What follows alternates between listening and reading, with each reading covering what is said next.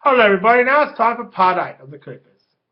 A gang of evil hooligans decided to take out their frustrations on a poor member of the public by originally asking for money. When he refused, the hooligans bashed him to a pulp. The victim was screaming so loud, but it wasn't seeming to work, as they had laid out their 8th punch directly to the head. About 20 minutes into the fight, David was walking by on the way home from doing the shopping, and he heard the man screaming, "Please fucking help me! Please fucking help me!" Then he looked around, and through the trees he saw some thugs bashing this man up. David screamed, "What are you fucking all up to, mate?" and ran over to offer his assistance. And the hooligan said, "This is not over by a long shot, hot shot," and ran away before David came over. David went to the man's assistance of the man, who seemed to have cuts all over his body. David asked him what happened and why were they targeting him. The victim said that he was the man that punched Abisa in the mouth, and he hired hitmen to bash him up. Then he thought, "I think I deserve this." David refused to believe that anyone could deserve this much pain, and called for the ambulance to take him to the hospital. So he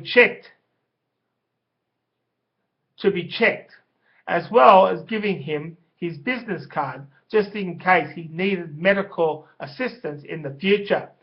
So if he wanted to talk about anything, David got back to the hospital saying, "The man who hit Abisa is in hospital, but he didn't deserve this, and we must not let the personal traumas affect our judgment."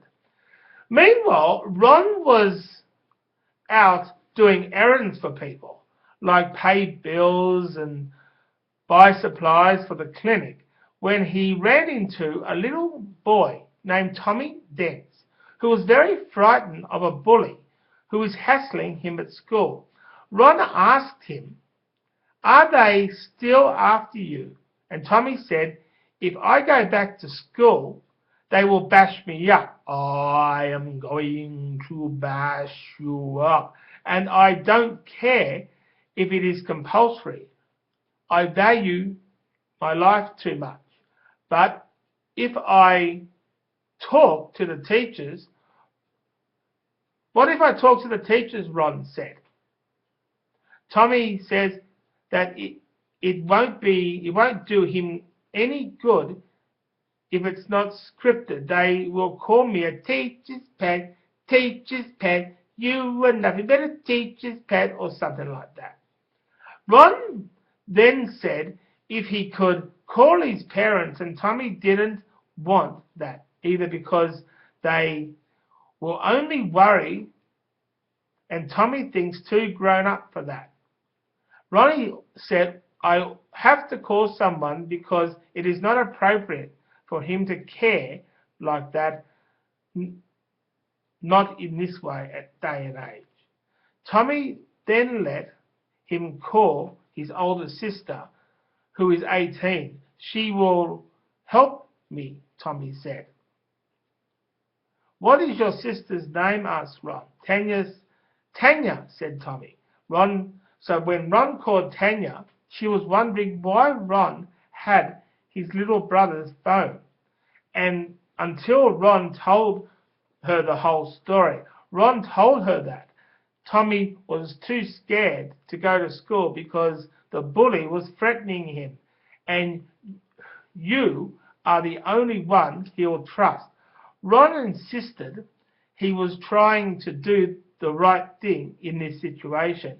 Tanya left work to pick up his little brother from the spot Ron said he he was. And when she got there, she saw her brother with a man, and she presumed that was Ron. She screamed out of the car, "Hey, are you Ron?" Ron replied, "Yes," and put Tommy in the front seat of the car and said bye-bye.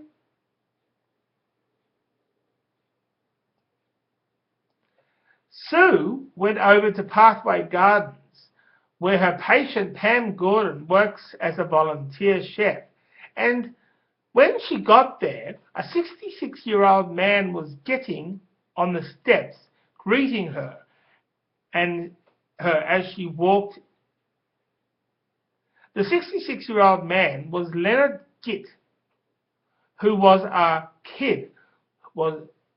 as a kid was diagnosed with slight cerebral palsy, but no one believed he had it. When he was in his 20s, he developed paranoid schizophrenia, which got him locked up in Kenmore, which wasn't the place for him. But he was there for 25 years, and at the age of 50, the Mental Health Foundation found him a place at Pathway Gardens, but he was, and he has been there ever since.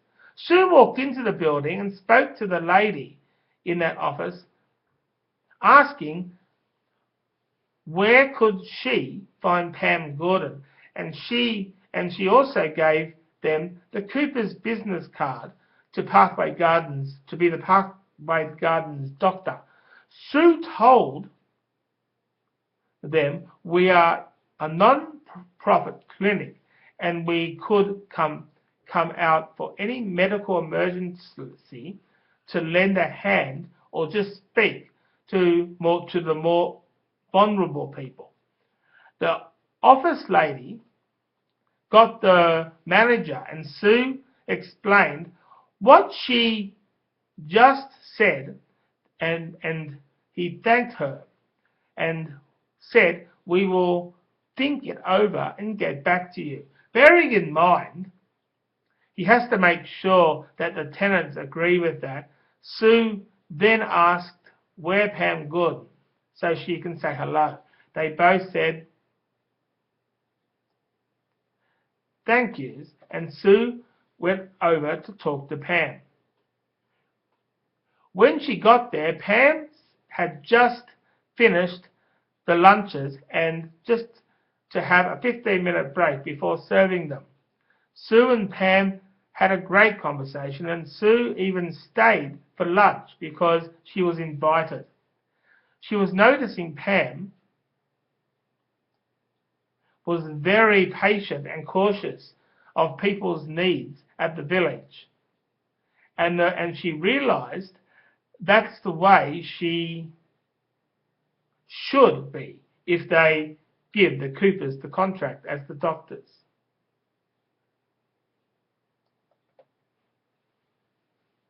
After Pam finished the lunch shift, the wash-up crew were ready to start, so Pam took Sue for a walk around the Pathway Gardens village, introducing her to people passing by.